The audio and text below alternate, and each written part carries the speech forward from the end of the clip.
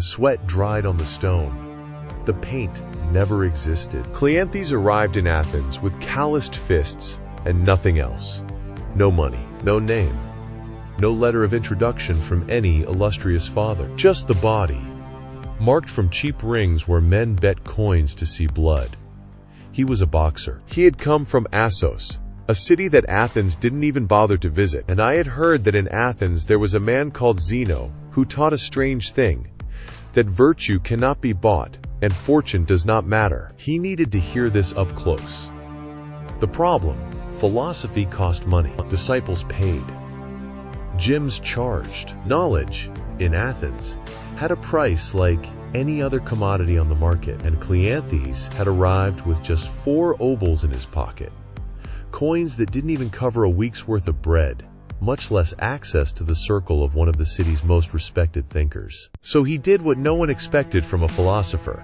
He went to work at night, while the other disciples slept or debated by lamplight in heated houses. Cleanthes carried water from wells to private gardens. He bent his back, which had once absorbed punches from trained opponents. He used the hands that knew men's jaws to dig buckets out of dark holes before dawn. And in the morning, without having slept, I sat in front of Zeno, in the STOIC, the painted portico, and listened to each word as if it were the last one I would hear before I died. Athena noticed. Athena always notices when she has something to ridicule. The other disciples began to call him Phreantlish, the well-drawer, a nickname built to humiliate, to remind everyone that that man with thick hands didn't belong in that circle. That philosophy was for those who had leisure. That leisure was for those who had money. And money was something that Cleanthes clearly didn't have, and probably never would have. He heard the nickname. He didn't respond. He continued carrying water. The months passed. The nickname stuck. And the more it stuck, the more Cleanthes appeared, not as an act of rebellion, not as a show of strength to the audience, simply because there was something that needed to be learned, and the ridicule of others was not a variable he had included in the calculation. Once, an Athenian magistrate decided to investigate. The law required every citizen without a declared income to prove how they supported their existence, or they would be considered a vagrant, a parasite on the city, subject to public expulsion. The magistrate formally summoned Cleanthes. "Bring proof of your work," he said. "Concrete evidence that you don't live at the expense of others." What happened in that courtroom was not in anyone's plans. Cleanthes appeared with 2 men, the owner of the garden where he carried water, and the owner of a bakery, because at night, in addition to the wells, he also needed bread dough. 2 jobs, 2 bosses. The magistrate released him. Some said they were impressed. Others said he was disconcerted. There's a crucial difference between the two. And in this case, it was the difference between respecting a man and simply not knowing what to do with him. Zeno was impressed. But in another way, he said publicly that Cleanthes was proof that the doctrine worked. That here was a man who did not need favorable conditions to be a philosopher. That poverty had not broken him. That ridicule had not led him astray. That tiredness had not erased the clarity of thought. That stoicism was not a theory to be debated in warm houses. It was a practice to be carried out in the cold, in the dark, before the city woke up. This angered a lot of people. Because when a poor man demonstrates the discipline that rich men don't have, he doesn't inspire, he accuses. Each morning that Cleanthes appeared in the portico after a whole night of physical work was a mirror that no one had asked for. A mirror that said, "You have all the conditions that he doesn't have, and yet you chose mediocrity as your permanent residence." Athena smiled at him in the daytime, and he spoke badly at night. He didn't write anything during that period.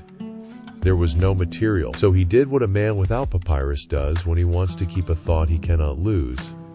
He wrote it on ox bones, in fragments of broken pottery, on any surface that the city discarded and he could pick up from the ground without having to pay. The Hymn to Zeus, fragments of Stoic physics, treatises on ethics that survived 2,000 years because a man carrying water before dawn thought it was worth scraping a bone discarded at the butcher's shop so as not to let an idea die. Think about it, not as inspiration, as a direct accusation. You have papers. You have electric lights that don't turn off. You have time that Cleanthes never dreamed of having. And what you do with that is a question that will bother you far more than it ever bothered him, because he never had the option to waste. And you have that option every day, and you choose it so often that you'd rather not count. When Zeno died, the disciples expected someone else to take over.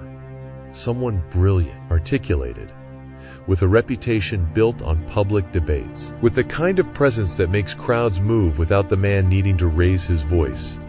Cleanthes took over, not because it was the most voted, not because he was a favorite in intellectual circles, but because he was the only one who had demonstrated, for years without interruption, that philosophy was not speech, it was conduct. And conduct doesn't lie.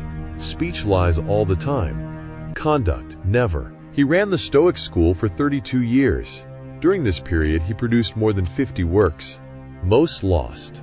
Like almost everything that men without social prestige leave for time to destroy, while preserving the writings of the rich and those favored by power. But enough has survived that 2 millennia later, it is still possible to sit with his words and feel that something fundamental has not changed. That human weakness in the face of a comfortable excuse remains identical.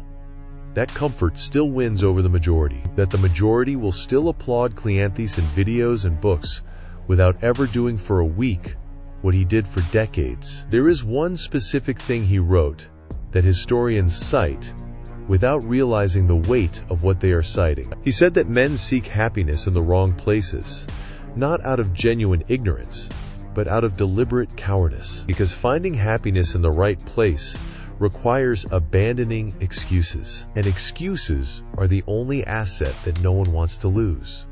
The man gives up money, give up relationships, give up your health, but the excuses, those remain.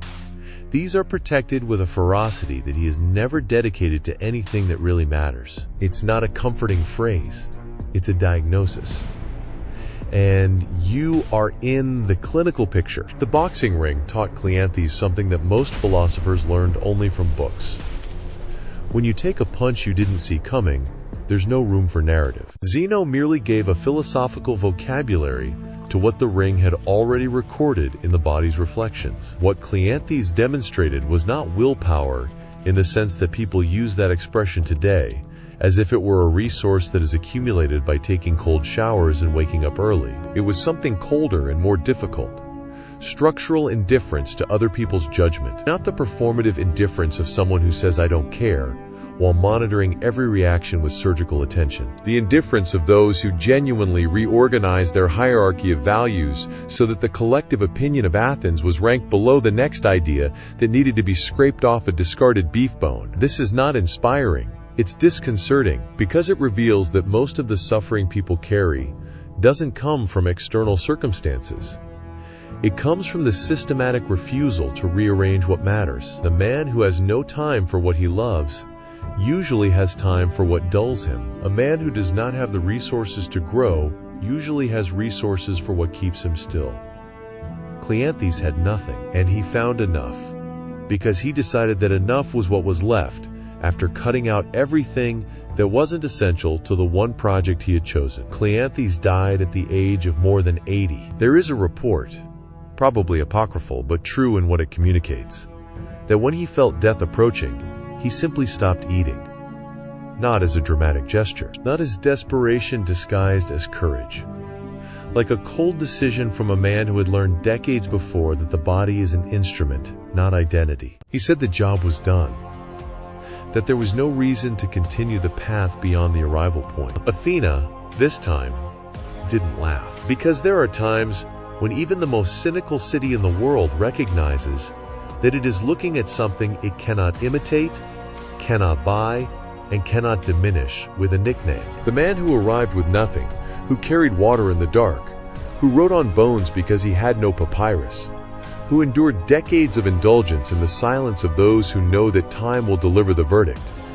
This man led the school that shaped Western thought for centuries. Marcus Aurelius read its fragments. Epictetus drank from the same fountain, and you, 2,000 years later, are here. What Cleanthes left behind was not a philosophy to be admired. It was a mirror to be looked into. And the mirror asks one simple thing. You have more resources than Cleanthes ever had. More time, more access, more comfort, and yet you keep waiting for the right condition, the perfect moment, the sign that will never come. Because the sign you are waiting for is the absence of an excuse, and the excuse you cultivate too carefully to let die. Comment on an excuse that you have protected for years and that you will stop using from today. Not the excuse you tell others, the one you repeat to yourself when you turn off the light. Write it here, or keep quiet and prove that you'd rather applaud the discipline of the dead while burying your own.